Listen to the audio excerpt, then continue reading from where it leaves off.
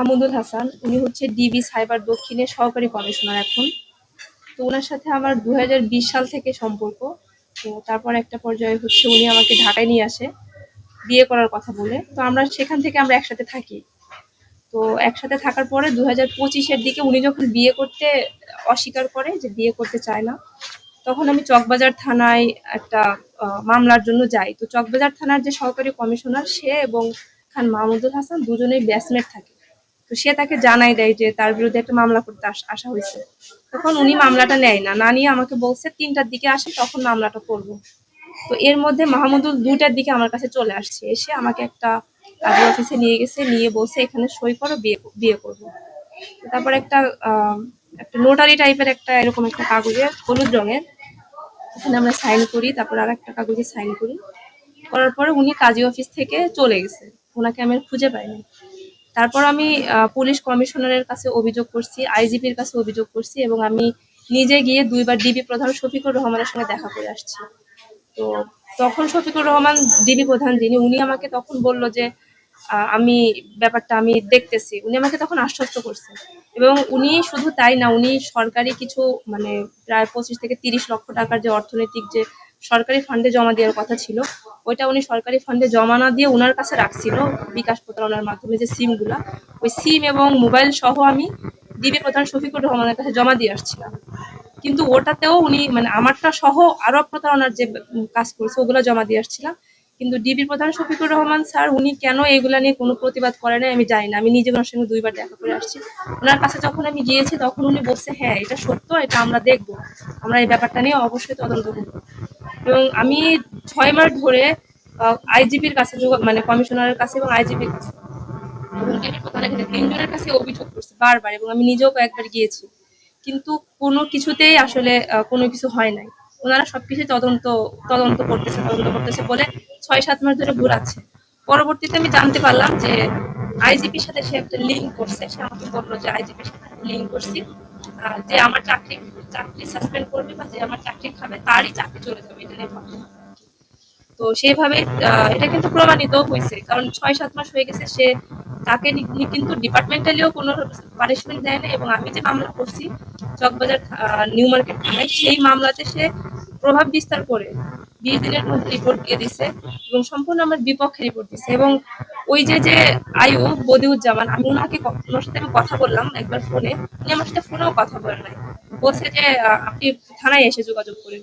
পরে আমি থানায় একবার গিয়েছিলাম, ওনাকে পাইনি। উনি আমাদের কোনো সাক্ষী নেয় নাই বা কোনো জবানবন্দি কিছুই নেয় নাই, না নিয়ে উনি উল্টা আমার বাড়িতে পুলিশ পাঠায় হয়রানি করে একটা রিপোর্ট জমা দিয়ে দিয়েছে মাত্র 20 দিনের মধ্যে। এবং উনি বলছে যে স্যারের বিরুদ্ধে আমরা যেতে পারবো না, মানে যিনি মাহমুদুল হাসান, উনি তো আমাদের সিনিয়র স্যার, সহকারী কমিশনার। বদিউজ্জামান আমাকে স্পষ্ট বলছে যে স্যারের বিরুদ্ধে আমরা যেতে পারবো না। তো সেভাবে উনি রিপোর্টটা জমা দিচ্ছে। এখন 2টা মামলাই চলমান। 9-এর খ যে মামলাটা আমি করছিলাম, ধর্ষণ মামলা, সেই মামলাটা এখন চলমান, এখন পিবিআই তদন্তে আছে। জানি না ওখানেও উনি প্রভাব বিস্তার করতেছে, ওটার এখনো রিপোর্ট আসে নাই। একটা রিপোর্ট আসলে বোঝা যাবে যে আসলে ওখানে উনি কি পরিমাণ প্রভাব বিস্তার করতেছে। আর কক্সবাজারে যে আমরা ছিলাম সেগুলার অনেক ছবি ভিডিও এগুলো আমার কাছে আছে, এবং বিভিন্ন হোটেলেও যে আমরা একসাথে ছিলাম সেগুলোর আছে, এবং বাসা ভাড়ার চুক্তিটা আমার কাছেই আছে, এই যে এটা বাসা ভাড়ার চুক্তি, একসাথে ছিলাম, এবং আমি এখনো সেই বাসাতেই আছি। আর আরেকটা বিষয় হচ্ছে যে উনার সাথে 313-রও একটা ঘটনা 2বার ঘটছে, যেটা হচ্ছে মানে অ্যাবর্শনের ব্যাপারটা।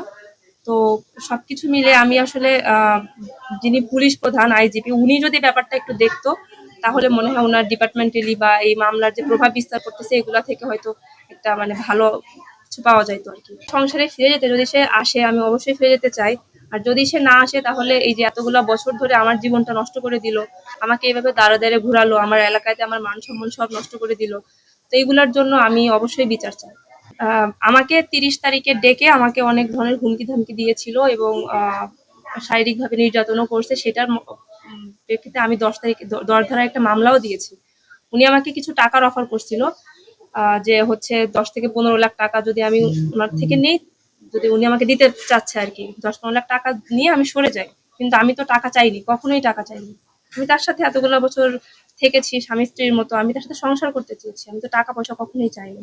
কিন্তু আমি পরবর্তীতে আরো কিছু জানতে পারলাম, যে উনার আরো কয়েকটা মেয়ের সাথে উনার এই ধরনের অবৈধ সম্পর্ক আছে। আমি তাদের মধ্যে দুজনের সাথে ফেসবুকের মাধ্যমে যোগাযোগ করেছিলাম, তাদেরকে আমি তার সাথে সম্পর্কের ব্যাপারে জানাইছিও।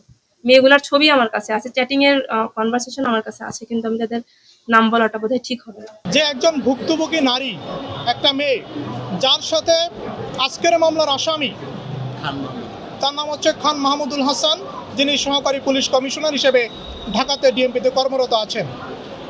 এটা খুব অবাক করা এবং কষ্টের বিষয় যে এই আসামি কতটা প্রভাবশালী হলে, কতটা প্রভাব বিস্তার করলে ভুক্তভোগী নারীর বিপক্ষে ফাইনাল রিপোর্ট পুলিশ দিতে পারে। যাই হোক, আমি বলবো যে সঠিক তদন্ত হোক, সঠিক তদন্তে সঠিক তথ্য বের হয়ে আসুক। এবং আরও বেশি দুঃখজনক হচ্ছে যেই ভাড়াটিয়া চুক্তিপত্র রয়েছে, সেই ভাড়াটিয়া চুক্তিপত্রে আজকের মামলার আসামি খান মাহমুদুল হাসান, সহকারী পুলিশ কমিশনার, তিনি কি করেছেন, টানা 5 বছর এই ভিকটিমের সাথে একসাথে একই ঘরে একই ছাদের নিচে বসবাস করেছেন। তাহলে এই ভিকটিম যাবে কোথায়? এবং পরবর্তীতে বিয়ের যে নাটক সাজানো হয়েছে, এটা একেবারেই প্রতারণা। আমরা বাদীপক্ষের আইনজীবী হিসেবে ন্যায় বিচার চাই।